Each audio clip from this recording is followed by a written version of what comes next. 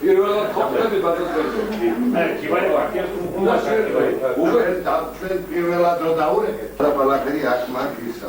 ეს ბატონო ბონდო მეგრულად გამოდიოდა ეს გაზეთი.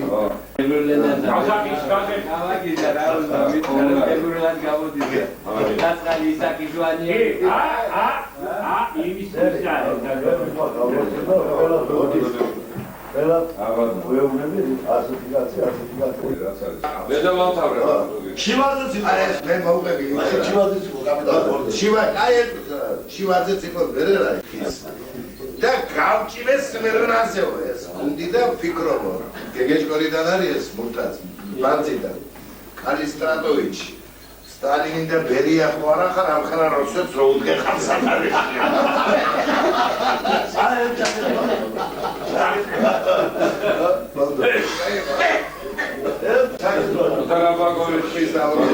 ბატონო, ვახსენებ ახლა. აქ ითქვა ცეზარი, აქ ითქვა ბატონო ჩემო კეისრები, აქ ითქვა ნაპოლეონი და ციცერონი და ასე. რომ აღანზარებდა მთელ მსოფლიოს. აღანზარებდა და ჩერჩილიც კი ეს ლორდი ეს ინგლისში გაზრდილი. ეს პარლამენტი. სტალინი როზე მოვიდა და ფეხზე რომ არა თუ ჩვენ მიერა და აქ ქართველებს კიდე ისევ წევიდი ჩვენი სამი.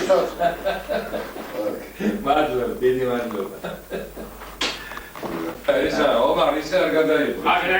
ისე არ გადაიღო, მაცალე? ასე გადაიღო. ასე.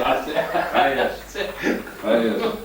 როგორც ვარუშაევსა ჩერჩილის იმასა ახლა კი ვფიქრობ დრო აღწერო ბერიასთან ჩემი პირველი შეხვედრა საღამო ხანს შაბათს 27 ნოემბერს იმ დღეს როდესაც ჩერჩილი თეირანში ჩამოვიდა საბჭოთა უშიშროების სამსახურის ოფიცერთა ჯგუფი წერეთლის არკადიევის და რამოდენიმე სხვა პირი ჩართით ეწვია ბრიტანეთის საელჩო შენ გადაიღე ყველაფერი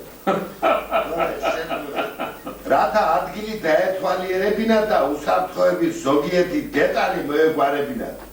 ლავრენტი ბერიაც მართან იყო.